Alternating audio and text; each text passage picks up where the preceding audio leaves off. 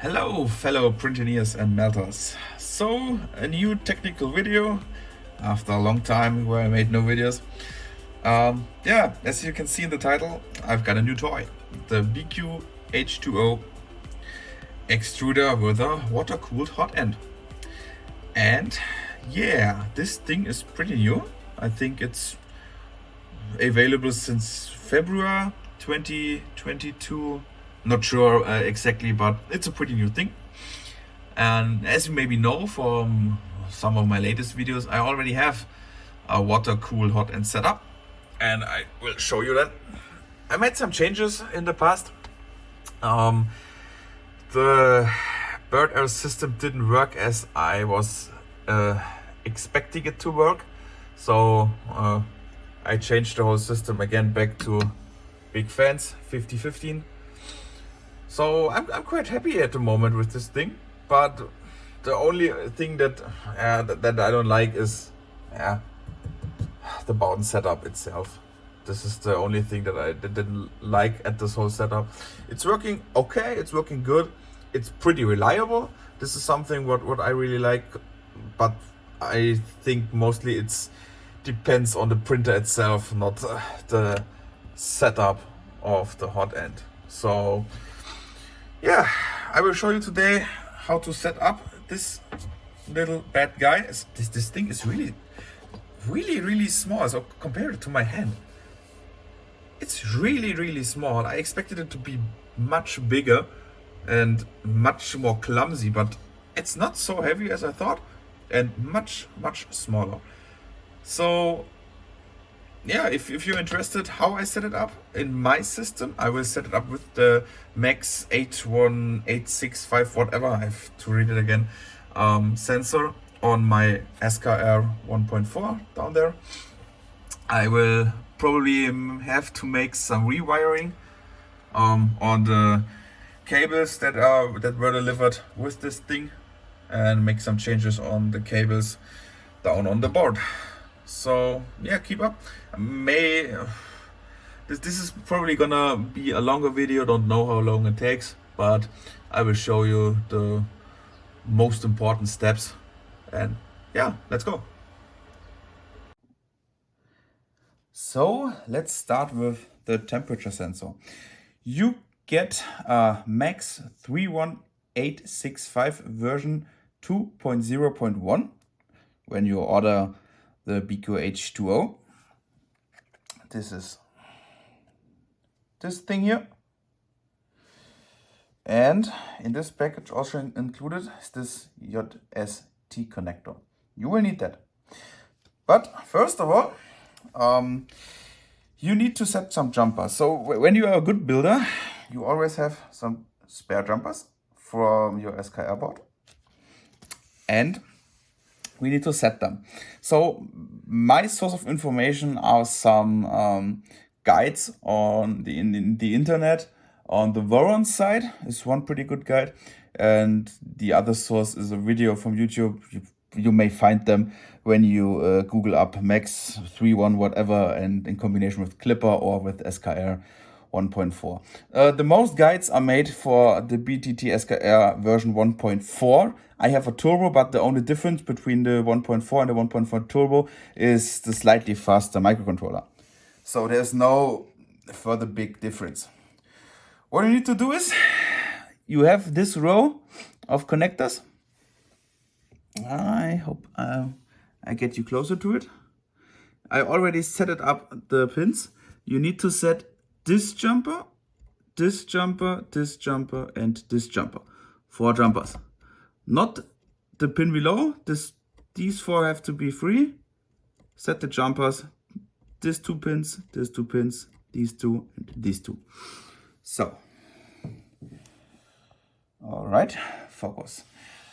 Next step, insert the small PCB.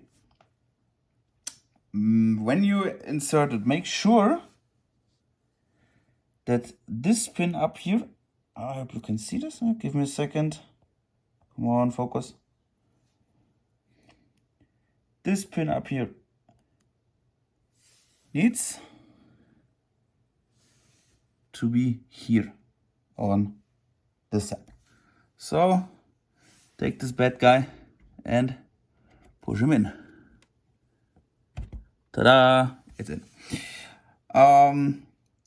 Next, you need a wire. When you have the original wiring from the Ender 6, you normally have a small cable labeled DH1, thermistor 1. This is your temperature sensor. And pull this guy out. Because we need to connect this cable onto this plug here next to your, this is the extruder, I think. I'm not sure. Should be, this is normally XYZ extruder, should be the extruder. And so we need to exchange the 2 pins to 4 pins. And that is where this bag is coming into the game. So exchange these cables. And now you have to watch one thing. Let me get the original temperature sensor. So this is the original temperature sensor that got delivered. And here you see that this thing is made to plug it directly onto your board. So we have to make the same way, or make the pins the same way. So you see, the sensor is connected to the 2 middle pins of the connector, and we have to make the same with this one. So let's do this. So one additional thing that is pretty important, and I nearly forgot, in this whole package from the H2O is this little manual. And the first point in this manual is pretty important. It's the dip switch on the MAX PCB. You have to turn it around. And it stands how you have to set them up. So 1, 2, 3 in on and 4 on off. But I will later show this in one guide. They also say how to set it up. So back into the printer. I'm pretty confident that this will work on the first try, I hope. So we go further. Now on my version, or how I did this, I have a spare JST plug with 2 pins. Because I'm gonna show you a little trick how you can get the pins out of the connector without damaging them and to reuse them. So let's get this thing here. Cut it open.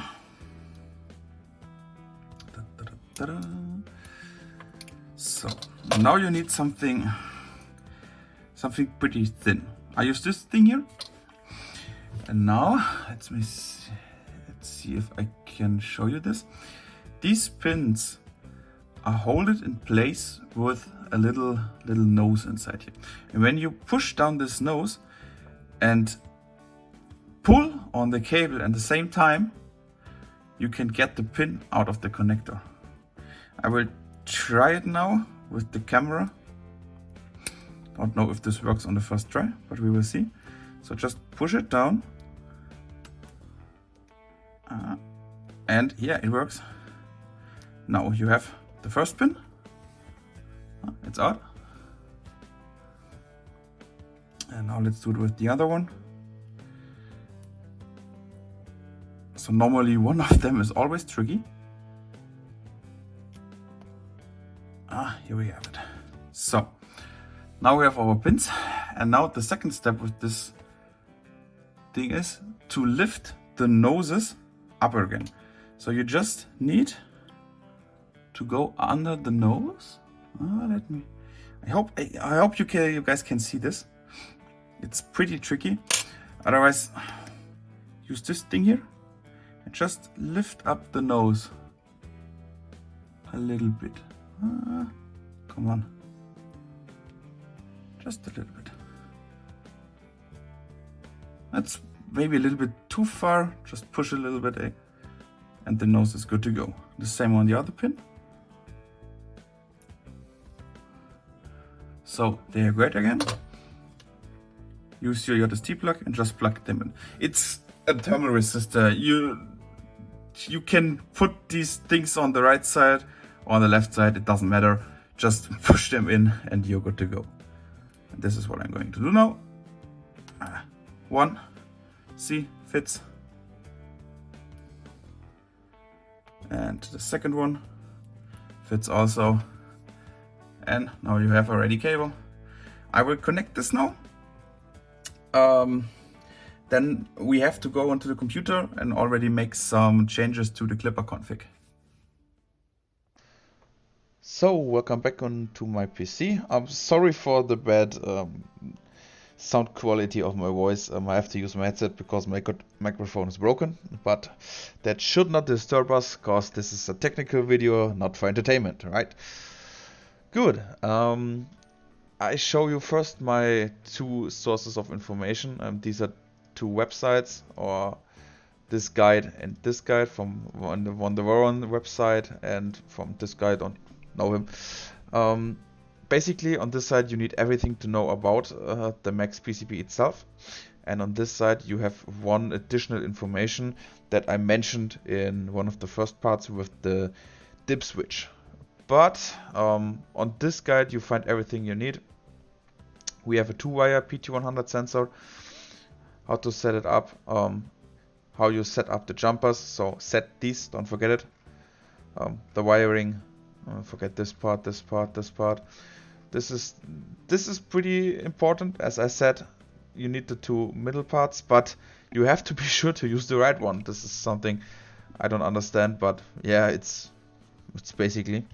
And this is pretty important, how you set it up with clipper. And you need this part. The other thing that I mentioned about the dip sensor is shown on this block, on this side. We use this side is a bad language, so I think I just switch it in English. A 2-wire PT100, and as said, this is how you have to set it up.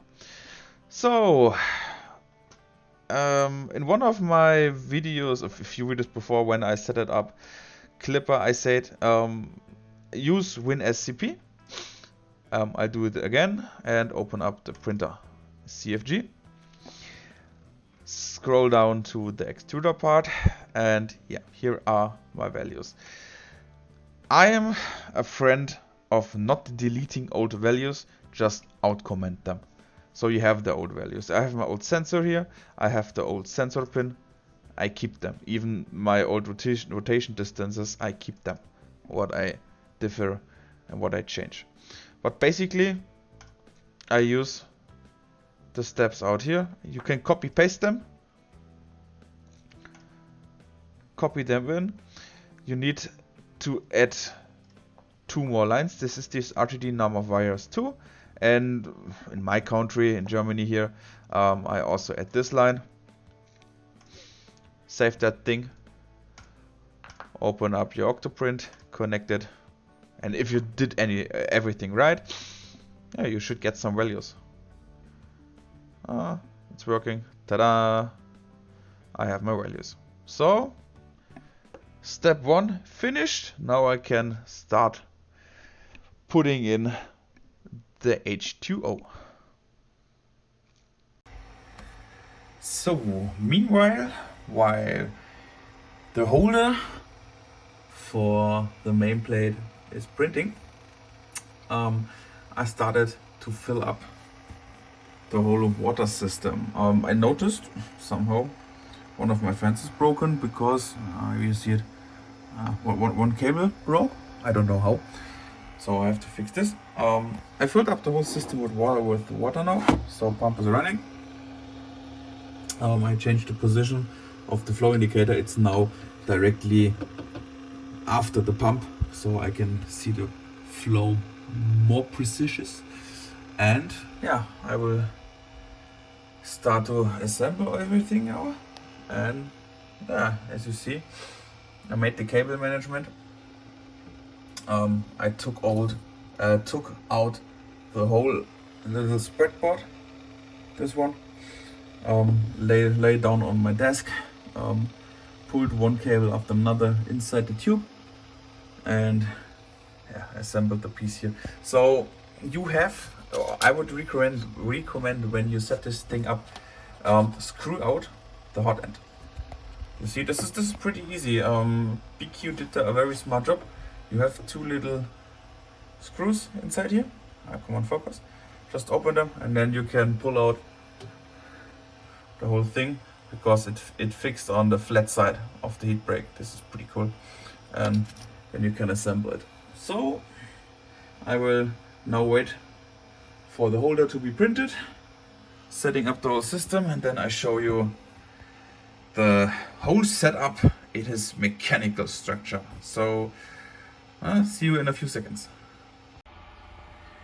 So after some issues after starting the printer, I now have a solution, but first I show you what was the problem. I started the printer, I typed in a temperature, and immediately after pressing enter, the whole thing got into a shutdown. Wow, okay. I tried it several times, switching the printer on and off. It didn't help. So I disconnected the heater. It worked. So no connected heater, entering a temperature. It worked. It didn't shut down. So, okay, I connected my 50 watt heater, not the original one.